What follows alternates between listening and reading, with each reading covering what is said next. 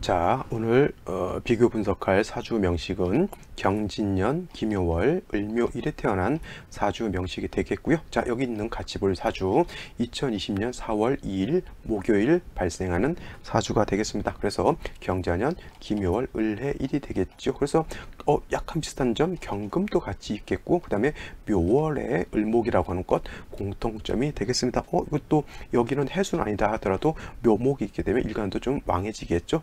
그래서 한번 요 두 가지 한번 사주를 한번 살펴보도록 하죠. 자, 일단은 일간은 을목이라고 하는 것, 그 다음에 월령 묘월이라고 하는 것, 사주로 볼 때는 제일 먼저 일간을 살펴보는 것이 가장 중요한 것이고, 그 다음으로 뭘 살펴봐야 된다? 월령인 묘월을 살펴봐야 된다. 이것은 사주를 보는 기본 원칙에 해당이 됩니다. 다른 글자 붙들고 아무리 사정해봤자 답이 나오지 않습니다. 항상 일간과 월령을 가지고 분석하려고 하는 그런 습관을 들이시는 것이 중요하다라고 볼 수가 있겠습니다. 자, 을목이라고 하는 것은 음목에 해당이 된다라고 했고요. 그 간목과 같은 대립목, 즉 큰 나무가 아니기 때문에 을목 가지고는 동량지목, 즉 버팀목이라든가 어떤 큰 골조로서 쓸 수 있는 강목 같은 그런 개념은 아니고, 음목이라고 하는 것은 회초 내지는 회목이라고 했죠. 꽃을 피우는 풀 내지는 꽃을 피우는 나무라고 하는 것이 바로 회초 내지는 회목을 뜻합니다. 그래서 을목이라고 하는 것은 목적이 뭐냐면 동량지목으로 쓰는 목적이 아니라 꽃을 피우는 목적이다라고 보면 됩니다. 그래서 여러분들 집안에 화초를 심게 되면 따뜻한 햇볕과 화와 햇볕이라고 하는 것은 화를 뜻하죠. 불의 개념, 따뜻한 온기라고 하는 것과, 그 다음에 을목을 촉촉하게 해줄, 윤습하게 해줄 물의 개념이 필요한 거예요. 그래서 을목이라고 하는 것은 사시사철, 추나 추동, 어느 계절이든 간에 화라고 하는 것, 수라고 하는 것을 잘 배합해야지만 을목이 꽃을 잘 피울 수 있다라고 볼 수가 있겠죠. 을목이라고 하는 것이 수만 있고 화가 없게 되면 이거는 마치 콩나물과 같이 뿌리가 썩어서 못 쓰게 되는 것이고요. 물이 없고 화만 있게 되면 을목은 말라서 죽게 되는 겁니다. 그래서 화하고 수가 어떻게 잘 조화를 이루느냐에 따라서 을목은 좋아질 수도 있고 나빠질 수도 있다, 이렇게 보면 되는데, 이것을 어떻게 조화시킬 것이냐는 바로 월령을 놓고 보는 겁니다. 월령 안에는 계절이기 때문에 왕세, 왕하냐 약하냐, 그 다음에 한열, 뜨거우냐 차가우냐의 개념을 월에 가지고 있기 때문에 이 월을 가지고 비교 분석을 하는데, 그래서 일간이 어느 월에 태어났냐를 놓고 보는 겁니다. 그래서 을목이 묘월에 태어났을 때, 을목이 5월에 태어났을 때, 을목이 그 다음에 가을인 6월에 태어났을 때, 을목이 겨울인 자월에 태어났을 때 각각 용신충하는 방법이 달라진다라고 볼 수가 있겠습니다. 자, 묘월이라고 하는 것은 봄에 해당이 되는 것이고요. 그래서 중춘이라고 합니다. 이 묘월은 목이 가장 12계열 중에서 목이 가장 무광철입니다. 그래서 을목이라고 하는 것이 묘월에 태어났을 때, 간목도 마찬가지로 묘월에 태어나게 되면 일간이 매우 왕한데, 봄의 나무는 일간이 왕하다고 해서 관살로서 억제하기보다는 봄의 나무는 춘불용금이라고 있기 때문에 아무리 목이 왕하더라도 금을 쓰지 않고요. 오히려 식상인 화로서 을목이나 간목 기운을 설기순세하여, 아까도 말씀드렸지만 목화통명을 이루는 것이 봄의 나무의 목적이다라고 볼 수가 있습니다. 그래서 화를 좀 주로 쓰게 되겠고, 수를 그 다음에 보조해서 쓰게 됩니다. 그래서 을목이 묘월에 태어났을 때는 병화를 보고, 그 다음에 병화라고 하는 것은 따뜻한 햇볕, 병화가 없을 때는 정화라도 상관은 없겠고요. 그 다음에 개수라고 하는 물이 있게 되겠고, 그 다음에 개수가 없을 때는 임수도 상관은 없습니다만 병화 개수를 쓰는 것이 정화 임수를 쓰는 것보다 좋다. 쉽게 말하면 봄에 여러분들 꽃씨 심는다고 생각했을 때 꽃씨를 땅에다 심고 물을 적당하게 준 다음에 너무 많이 주면은 꽃씨가 발화가 되지 않고 썩어버리죠. 적당하게 촉촉할 정도로 물을 주고 따뜻한 햇볕을 받게 되면 바로 꽃씨가 발화가 돼서 예쁜 꽃을 피울 수 있다, 이렇게 보시면 되겠습니다. 그래서 핵심은 화가 있느냐 수가 있느냐, 이것을 놓고 보면 되겠죠. 오늘 명식은 을목이 묘월에 태어나서 수기가 좀 많았다라고 본다라고 하면, 요 명식 같은 경우에는 을목이 묘월에 태어나서 일지에도 묘목을 받죠. 그러면 일간이 굉장히 왕합니다. 이거는 해수가 있어서 해묘한목해서 일간이 이것도 왕하긴 한데, 이렇게 해묘한목해서 일간이 왕한 것과 묘를 봐서 일간이 왕한 것은 약간의 차이점은 있지만 어떤 차이가 있냐면 이거는 수기까지 있음으로 인해서 어떻게 되냐면 뭐냐면 물이 좀 너무 많아서 질펀해져서 음습해진다라고 하는 그런 현상이라고 하면 이거는 그냥 물이 많은 것이 아니라 목 자체가 좀 왕한 것으로 볼 수 있겠죠. 여기까지만 놓고 봤을 때 물이라고 하는 것, 숙이라고 하는 것은 진중에 있는 진 안에는 지장간이 뭐가 있습니까? 을목, 개수, 그 다음에 무토라고 하는 것이 있기 때문에 요 진중에 있는 개수가 간신히 이렇게 있게 된 거죠.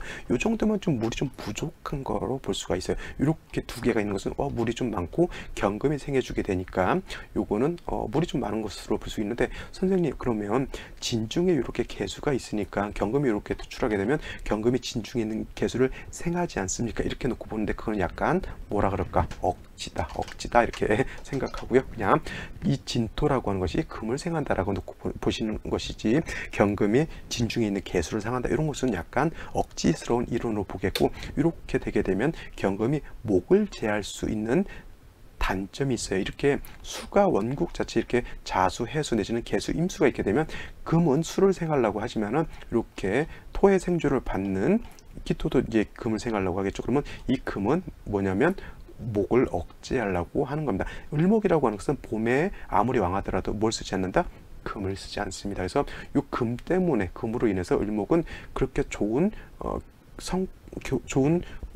모양새는 아닙니다. 이것은 수가 있어서 크게 장애가 되지 않는다라고 하면 이것은 수기가 뚜렷하게 없기 때문에 금은 말씀드리지만 목을 해하려고 하는 거예요. 그래서 일단은 여기까지만 놓고 봤을 때 화도 없겠고, 화도 없죠. 그러니까 이것도 약간 수기가 좀 부족하긴 하더라도 묘목이라고 하는 것은 쓴목이기 때문에 이것도 약간 음습한, 봄에 햇볕이 들지 않는 음지와 같은 것이기 때문에 을목이 목화통명이 돼서 화초를 이쁜 꽃을 피우기는 조금 어려운 환경이죠. 반드시 생시에서 화를 보는 것이 가장 좋다. 자, 이와 같은 경우에는 병자시가 돼도 저는 나쁘지 않다라고 봐요. 이 생시는 아까 제가 말씀드렸지만 똑같이 병자시가 된다라고 하면 수가 이렇게 있는 중에 다시 자수를 보는 것은 이거는 매우 음습하다라고 말씀드렸죠. 병화가 있다 하더라도. 근데 이 사주 같은 경우에는 자, 목이 왕한 거고 수기가 매우 좀 부족하죠. 진중에 있는 개수가 조금 부족한 감이 있는데 시지에서 자수, 그 다음에 병화가 있다라고 하면 이 수는 요 명식과 같이 그렇게 음습하진 않아요. 그렇다 하더라도 이 사주는 어디로 운은 목화운으로 가는 것이 더 좋겠죠. 화가 살아나야지만 왕한 을목의 기운이 발산될 수 있다라고 보시면 되겠고, 이 사주는 병술시가 오히려 병자시보다 제가 좋다라고 말씀을 드렸어요. 이거 지금 사주 분석 특강만 들으시는 분들은 요 설명을 못 들으셨겠죠. 그러니까 요 일진 강의를 들으시면 요 사주에 대해서 설명을 했기 때문에 한번 그렇게 참고를 해보세요. 그러면 이거는 수가 충분히 있기 때문에 병술이 되더라도 나쁘지 않지만은 이 사주는 병자시가 아니라 병술이 된다라고 하면 오히려 묘술이 합하게 되고 수기가 매우 좀 부족한 그러한 사주가 되기 때문에 이렇게 되면 오히려 수운으로 가야 되는 그러한 수운으로 가도 나쁘지 않은 그런 현상이 나타나는 겁니다. 그래서 요 명식에는 병자시보다는 병술시가 나은 것이고, 요 명식 같은 경우에는 병술시보다는 병자시가 낫죠. 어떤 분들도 이거 선생님 여기 진토하고 술토하고 진술충이 되지 않습니까? 이렇게 놓고 보시는데 이건 진술충이 되지 않고요. 자, 묘술이 그냥 합하는 것으로 보고 화가 힘을 얻어서 좀 건조해진다라고 보시면 되겠습니다. 아시겠죠? 이 병화도 경금을 극하지 못하고요. 중간에 토가 있기 때문에 화생토, 토생금에서 경금이 뿌리를 둔다라고 극해를 받지 않는다 이렇게 생각하시면 되겠습니다. 자, 이 생시가 만약에 정축시가 되면 어떻게 될까요? 정축시. 자, 이렇게도 정축시 한번 살펴보시고요. 이것도 정축시를 같이 한번 살펴보면 더 도움이 될 것 같아요. 이거 아까 제가 말씀드릴 때 해자축 방합이라고 말씀을 드리지 않았어요. 방합이라고 하는 것은 원령을 득해 야지만 방합이 되는 것이고, 이건 그냥 단순히 수가 많아지는데, 자, 수가 너무 많은 중에 순목만 있기 때문에 이 정화는 뭐예요? 목다화식이 될 수 있다. 목다 화식이 될 수 있다서 화가 충분하지 않다라고 말씀을 드렸고, 이 사주 명식도 마찬가지로 자 간목이 있었으면 차라리 나았을 것 같기는 한데 묘목도 승목, 이 일지에 있는 것도 승목, 그 다음에 정화는 이 승목이 많게 되면 똑같이 목다화식 될 수밖에 없겠죠. 물론 이제 경금이 있어서 을목을 갖다가 억제해 준다라고 하면 정화가 어느 정도 살 수는 있겠지만은, 이와 같은 경우에는 병화가 아니라 정화이기 때문에 이런 경우에는 부득이 화운으로 가서 정화가 좀 살아나야지만 좀 괜찮아질 수 있다. 단 중요한 건 뭐냐면 이거는 화도 부족한 것이고요, 수도 부족한 것인데 수도 부족한 것인데 제가 봤을 때는 그래도 금수운으로 가기보다는 목화운으로 가는 것이 더 좋다. 왜냐하면 금수운으로 가게 되면 매우 이거는 아까 말씀드렸지만 음습해져요.